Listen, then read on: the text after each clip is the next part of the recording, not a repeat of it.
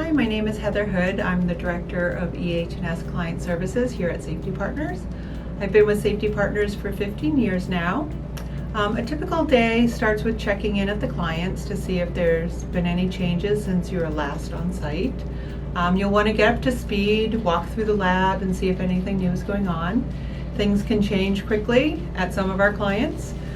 Generally, every consultant generates a running task list for each client. So you'd want to run through that task list to see what tasks you should be working on during the visit, starting a permit renewal, following up on a recent incident, scheduling time with scientists to perform a job safety analysis on a piece of equipment, for example, in addition to some of the routine tasks we typically take on in our clients, like satellite accumulation area checks and main accumulation area checks. When working with our clients, it's important to be personable and build relationships with the team and the scientists working in the labs. This way, when a new process or a new instrument comes into play, they feel comfortable coming to you with their questions instead of you having to scramble last minute when you find out about it after the fact. In order to succeed with clients, it's really important to have a good understanding of how their safety program runs, who your advocates are at your clients, and really have a finger on the pulse of any upcoming changes or moves. If you have these skills, you'll be able to support your clients in the best way possible. Hi, my name is Jennifer Savicky. I'm a Senior Consulting Safety Officer with Safety Partners, and I'm going to tell you a little bit about my clients and what I typically do on my day-to-day basis. So my major client is Boston Children's Hospital, so I'm here about 3 days a week. I work as a co-CSO with Linda Epstein, who is also here, so we split our time together. A lot of my work entails doing laboratory audits. I review a lot of items for the Institutional Biosafety Committee that we have here, so that's really reviewing the research that the PIs do here on site, so that takes up a large majority of my time. I also am working on their database and making sure that we have all of their biosafety cabinet information up to date. Other special projects I've been working on are creating arthropod guidelines for them, so they are really great client because I'm always busy and I always have different projects that are thrown at me, so they're not the typical kind of client situation that we have at Safety Partners, where you're just going on site and doing routine support, manuals, PLMTs, that kind of thing. So I also am part of the New York team, so I have a few New York clients. I work with Sarah Everts and Ray Moore, and we are setting up clients in New York City, making sure that they have the correct permits in place, licenses, doing manuals, etc. So I really wear a bunch of different hats, and it's really awesome because I get to interact with a lot of different people.